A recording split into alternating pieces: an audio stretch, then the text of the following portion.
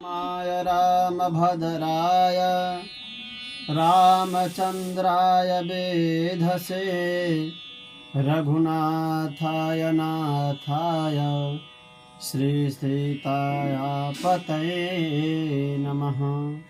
मैं आचार्य ओम प्रकाश जी काशी की पावन धरा से पौष कृष्ण पक्ष में पड़ने वाली एकादशी व्रत की क्या महिमा है और इसको करने से मानव को क्या फल की प्राप्ति होती है, इसके विषय में बतलाने जा रहा हूँ। धर्मराज युधिष्ठिर भगवान कृष्ण से पूछते हैं कि माधव, हमने आपके श्रीमुख से मार्गशीर्ष महीने में शुक्ल पक्ष में पड़ने वाली एकादशी मोक्षदा एकादशी के विषय में जाना।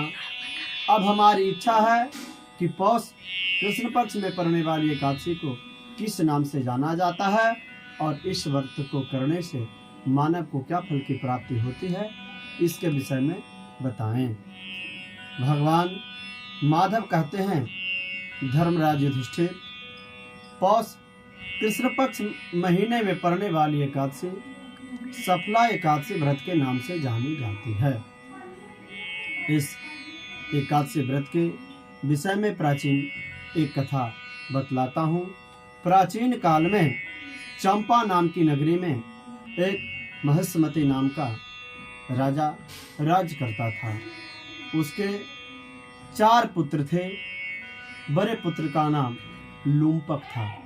लूम्पक बहुत ही दुराचारी हुआ। अपने पिता के नाम को कलंकित करने वाला पुत्र हुआ। अपने जीवन का कमाई वेश्याओं में उड़ा देता था। इस प्रकार से राजा अपनी बदनामी होने के कारण अपने पुत्र लूम्पक को राज्य से निकाल दिया और लूम्पक घनघोर जंगल में चला गया। जंगल में जीव जंतुओं को शिकार कर भोजन कर रहने लगा। एक दिन की बात है कि बहुत शीतकाल ठंड के महीने में उसके शरीर पे वस्त्र नहीं, खाने को कुछ नहीं, और तो वह एक अस्तव्यस्त वृक्ष के नीचे गिरे हुए फल फूल को खाकर अपना सुबह से शाम तक का जीवन यापन करता है। अगले दिन प्रातः होते ही भगवान के पार्षद आते हैं और कहते हैं, लूम्पक, तुम्हारे किए हुए व्रत के कारण मैं प्रसन्न हूँ। तुमने जो भी कुकर्म किया, तुम्हारे सारे पापों का शमन हो गया है। अब तुम अपने राज्य में जाओ, अपने पिता के पास जाकर पुनः राज्य सत्ता को प्राप्त करो और राज्य का संचालन करो। लूम्पक अपने पिता के पास जाता है और लूम्पक पुनः उसे अपने राज्य का उत्तराधिकारी घोषित करते हैं।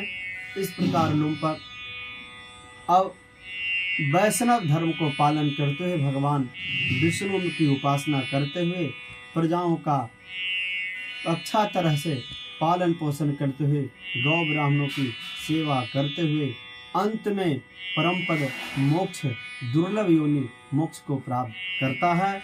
इस प्रकार से यह सफला एकादशी का व्रत करने से मानव के जीवन में जो भी असफलताएं हैं, सब कार्यों में सफलता प्राप्त हो जाती है। इसलिए हर एक सनातन धर्मावलंबी को सफल एकादशी व्रत अवश्य करना चाहिए। सफला एकादशी के दिन भगवान नारायण को चरणामृत पान करना चाहिए, पंचामृत इत्यादि से पूजन करना चाहिए।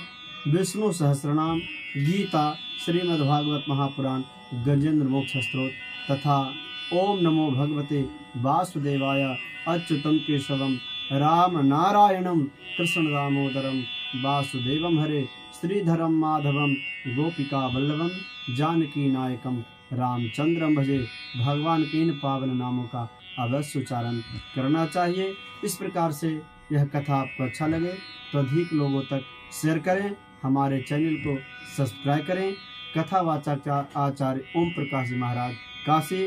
जय जय श्री राधे श्याम। पुनः मैं आपको आगे इसी तरह की नई कथाओं के साथ मिलूंगा। जय जय श्री कृष्ण।